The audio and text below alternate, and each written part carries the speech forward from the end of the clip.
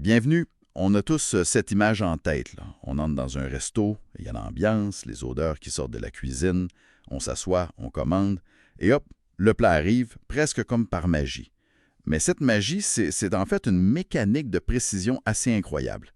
Qu'est-ce qui se passe vraiment en coulisses? Aujourd'hui, on plonge dans la réalité de l'industrie de la restauration au Québec. On va aller voir ce qui se passe, de la cuisine jusqu'à la comptabilité. Des lois sur la salubrité aux défis économiques qui frappent vraiment fort. Pour ça, on a fouillé dans pas mal de documents, des guides du gouvernement, des données de l'Association Restauration Québec, de Restaurants Canada, des articles aussi. C'est une analyse en profondeur, là. Alors, commençons par la base. Avant même de penser au menu, à la déco, c'est quoi les règles du jeu imposées par le gouvernement? Ça ressemble à quoi, ce parcours-là? Le ministère de l'Agriculture, des Pêcheries et de l'Alimentation. Tout est géré par la loi sur les produits alimentaires. Le but, il est simple, direct et non négociable. Protéger la santé du public. OK. Donc, éviter à tout prix les intoxications alimentaires. Exactement. C'est la priorité numéro 1. Mais au quotidien, là, pour un restaurateur, ça veut dire quoi concrètement? C'est quoi les règles qui peuvent surprendre? J'imagine que la température des frigos, c'est pas mal en haut de la liste. Ah, absolument. La température, c'est une obsession. Et c'est fascinant parce que c'est l'arme principale contre les bactéries. On parle de la zone de danger, tu sais, entre 4 et 60 degrés Celsius. Ah oui. Là-dedans, les microbes, c'est comme s'ils étaient sur une autoroute à 6 voies sans limite de vitesse. Alors, la loi impose des murs. Tout ce qui est froid, c'est 4 degrés ou moins. Le chaud, 60 ou plus. Et le congelé? Congelé, c'est moins 18. Il n'y a aucune flexibilité là-dessus. C'est militaire. C'est militaire? J'ai lu dans un document du gouvernement que même des actions comme laver ou décongeler un aliment, c'est considéré comme de la préparation. La définition est hyper large. Oui, et c'est voulu. L'idée, c'est que dès qu'une main humaine touche un aliment, il y a un risque. Fait qu'en définissant préparation de façon aussi vaste, la loi s'assure de couvrir chaque maillon de la chaîne. Il y a une autre règle qui montre bien ça. T'as pas le droit de préparer de la bouffe pour la vente en grosse quantité, genre plus de 100 kilos par mois, dans ta cuisine de maison. Ah ouais? Pourquoi ça? Ça semble pratique pour quelqu'un qui commence. C'est pour garantir un environnement contrôlé à 100%. Une cuisine de maison, c'est un lieu de vie. Il y a des animaux, des enfants, ça va, ça vient. Les risques de contamination sont juste trop élevés. La loi veut une séparation totale, commerciale d'un bord, domestique de l'autre. OK, je comprends. Et pour le personnel en cuisine, ça doit aller plus loin que juste la formation? Il y a des règles surprenantes pour nous de l'extérieur? On entend parler des bijoux, du vernis à ongles. C'est tout à fait ça. C'est super précis. Filet à cheveux ou bonnet obligatoire, même un couvre-barbe si c'est nécessaire. Et oui, interdiction formelle de porter du vernis à ongles, des bagues, des montres. Pourquoi? Un bijou, ça peut tomber dans la nourriture, puis les petits espaces, c'est des nids à bactéries.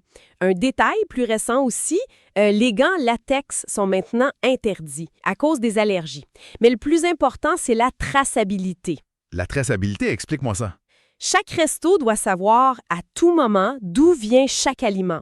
Si le MAPAC t'appelle parce qu'il y a une éclosion de E. coli, mettons, liée à de la laitue, tu dois pouvoir dire en quelques heures si ton lot est touché et de quel fournisseur ça vient. C'est un filet de sécurité. C'est fou le niveau de détail, donc on a des règles pour tout, de la température à la barbe du cuisinier, mais un autre produit, un qui rapporte gros et qui vient avec son propre labyrinthe de permis, l'alcool. Oh que oui! Vendre de l'alcool, c'est entrer dans le monde de la ARECJ, la Régie des alcools, des courses et des jeux. Et les sources qu'on a comme Jurigo montrent que c'est pas simple puis c'est pas rapide. C'est long comment? Faut compter environ 90 jours, 3 mois. Ça coûte presque 300 $ juste pour faire la demande, puis près de 700 par année. Et attention, la ARECJ, elle vérifie tes antécédents criminels. Puis les amendes peuvent monter jusqu'à 100 000 $. C'est lourd, là, avant même d'avoir vendu un seul verre. D'accord. C'est un vrai marathon réglementaire juste pour ouvrir la porte. Mais une fois que le resto est ouvert, que les clients sont là, est-ce que l'argent suit? Est-ce que c'est une industrie en bonne santé financièrement? Parce que quand on regarde les gros chiffres de l'Association Restauration Québec, ça a l'air impressionnant. On parle de ventes de 18,6 milliards de dollars, presque 19 000 établissements. Puis un fait intéressant, presque 60 % des restos au Québec sont indépendants. C'est le plus haut au Canada. On aime ça, nos petits restos de quartier. C'est la belle vitrine, ça. Mais les données de Restaurants Canada, elles, nous montrent ce qui se passe dans l'arrière-boutique. Et c'est beaucoup moins rose. La marge de profit moyenne d'un restaurant au Québec, c'est 3,5 %. Pardon, 3,5 %. C'est à peine plus qu'un compte d'épargne, mais avec un risque 1000 fois plus grand. C'est presque décourageant. C'est la question que tout le monde se pose. Et attends, c'est même pas le chiffre le plus inquiétant, hein? Ah, non? Non! Il y a une donnée dans leur rapport qui m'a vraiment fait tomber en bas de ma chaise. C'est que plus de la moitié des restos au Québec, 51 %, ne font pas d'argent en ce moment. Quoi? Soit ils en perdent, soit ils arrivent juste à payer les factures. C'est un signal d'alarme assourdissant pour l'industrie au complet. Avant la pandémie, ce chiffre-là était de 12 %. De 12 % à 51 %. La situation s'est complètement dégradée. Ça, c'est une statistique brutale. Et ça confirme les témoignages de restaurateurs qu'on a lus. Ils parlent tous d'une explosion des coûts. La nourriture, les salaires, les loyers. Un restaurateur disait qu'avec 1 million de chiffre d'affaires, il espère finir l'année avec un profit de 20 000 à 40 000 $. Ça n'a juste pas d'allure. Exactement. Et cette fragilité extrême, ça a une conséquence directe. Les faillites. En 2024, il y a eu 423 faillites de restaurants au Québec. Mais le chiffre qui montre qu'on a un problème particulier ici, c'est que ces 423 faillites, ça représente 63 % de toutes les faillites de restos au Québec. 63 % juste pour le Québec? Oui, le Québec surreprésente massivement les fermetures.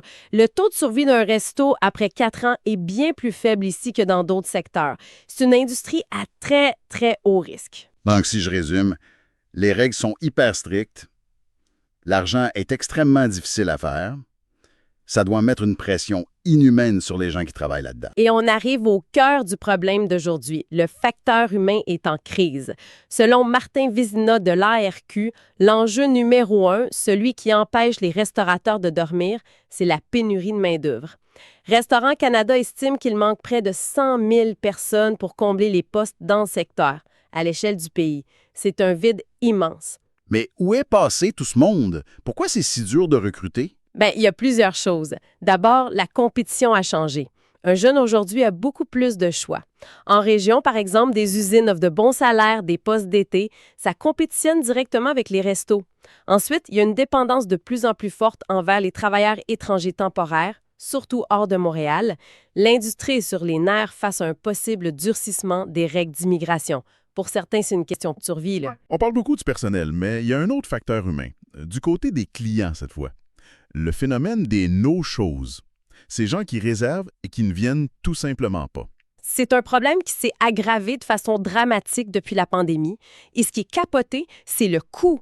L'ARSQ a chiffré les pertes moyennes pour un restaurant à cause de ça. C'est 47 000 $ par année. Attends. 47 000 $. C'est énorme. On parle pas d'un simple désagrément, là. C'est le salaire annuel d'un employé qui part en fumée. Exactement. C'est ça qui change toute la perspective. Une réservation, ce n'est pas juste un nom dans un cahier. Le restaurateur achète sa nourriture, planifie ses horaires en fonction de ça. Une table de 4 qui vient pas un samedi soir, c'est une perte sèche sur la nourriture, sur le salaire du serveur, du cuisinier. Et le gouvernement a refusé de donner le droit de charger des frais. Tout ce que l'industrie demande, c'est que les gens appellent pour annuler. Un minimum. C'est fou. Et comme si c'était pas assez, il y a cette nouvelle loi sur les pourboires qui s'en vient. Oui, un autre exemple d'un petit détail qui a un gros impact. La loi va maintenant exiger que le calcul du pourboire suggéré sur le terminal se fasse sur le montant avant les taxes. Pour le client, la différence est minime, hein?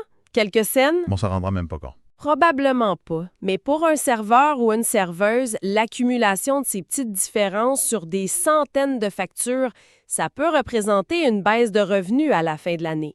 Ça ajoute une pression sur un personnel déjà si difficile à retenir. C'est un cocktail explosif, finalement. C'est le mot juste. La pénurie, les coûts qui explosent, les marges microscopiques, puis des irritants comme les no-shows. On comprend mieux pourquoi l'industrie demande un peu d'air, un peu de flexibilité, que ce soit pour partager les pourboires avec la cuisine ou avoir des rabais à la sac. C'est des appels à l'aide, là, carrément. Alors, si on fait le bilan, là, l'image qui me reste, c'est celle d'un funambule. Gérer un resto au Québec aujourd'hui, c'est marcher sur un fil. Tu jongles avec des règles sanitaires d'une rigidité absolue, des marges de profit quasi nulles, puis une crise de personnel qui tire vers le bas. C'est tout à fait ça. L'industrie est un point de bascule. Il faut se rappeler ce qu'elle représente. C'est pas juste un secteur économique, c'est le premier employeur des jeunes au Québec. C'est un vecteur d'intégration incroyable pour les nouveaux arrivants. C'est le cœur de la vie sociale de nos quartiers. Mais le modèle d'affaires sur lequel tout ça repose est sous une tension extrême. Et ça nous amène peut-être à une réflexion. La prochaine fois qu'on va s'asseoir dans un restaurant, qu'on regarde le menu, on pourrait peut-être prendre une seconde pour penser au vrai coût de ce repas. Pas juste le prix sur la facture, mais le coût en travail acharné, en risque financier insensé et en résilience humaine qu'il y a derrière chaque assiette. Et se poser la question quel avenir on souhaite collectivement pour ces lieux qui sont au cœur de nos vies.